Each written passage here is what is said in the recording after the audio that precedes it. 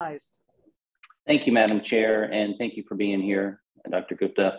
I have a few very quick questions for you that should be pretty easy. How many fentanyl deaths have there been in the last year? About 80,000. About 80,000. We know the majority. That's opioids, including fentanyl, sir. Yeah, we know the majority of that is coming over the southern border. You already touched on it a little bit, but where's most of the fentanyl coming from? Where's the cartel sourcing it from? Either the fentanyl or components to make it? Predominantly China, some amount. Predominantly China. Yes, and if China were to send over some sort of bomb, chemical warfare that killed 70 to 100,000 people in our country, do you think that'd be considered an act of war? Congressman, I think we're already trying to make sure that China understands the importance and significance of cooperation in this area.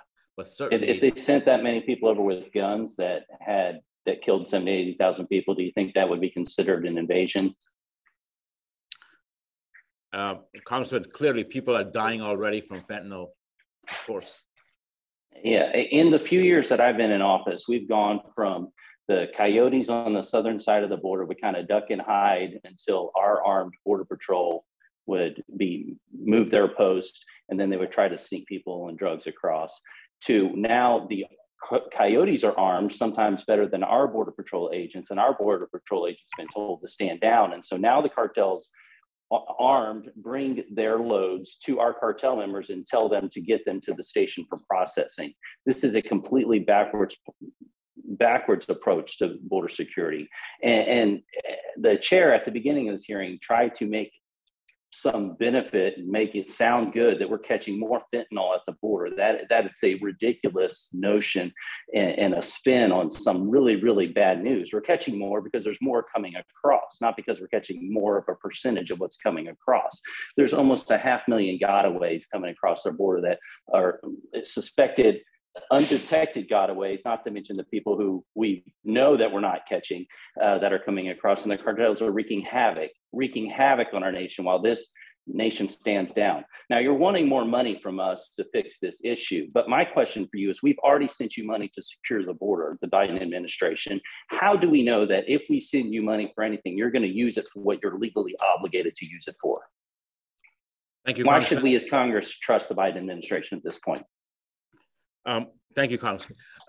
I think when I go down and I talk to individual agents, as well as leaders of the Customs Border Protection, as well as other federal agencies, look at the technology that's there that could be enhanced. I look at the infrastructure, the people, the resources that could be enhanced, all of our deterrent and detection technologies that can be enhanced. I think that's the rationale to making sure. I could tell you. Now, we've already paid in Congress. We've already authorized and paid for much more border infrastructure and technology to be put in place. And the Biden administration continues to pay more than it would have cost to put the wall up than to keep it down and manned and guarded and rusting away in a stockpile. So we could be doing a lot more to stop the cartel activity coming across the border. We're turning Mexico into a narco-state because of our inaction on the border, and they're beginning to have even footholds and even take over communities in the United States of America. I don't understand how the Biden administration makes any sort of positive news out of this. Congressman, I went to the wall in San Isidro, and then I walked 10 meters back to the United States, and I went down several feet into a tunnel, a drug smuggling tunnel that was coming from across the border. And there are hundreds of those. And we're constantly, our brave women and men of the Border Patrol and Customs Border Protection are working to seize and provide mitigation to those tunnels. We need cooperation from the Mexicans to do that on their end.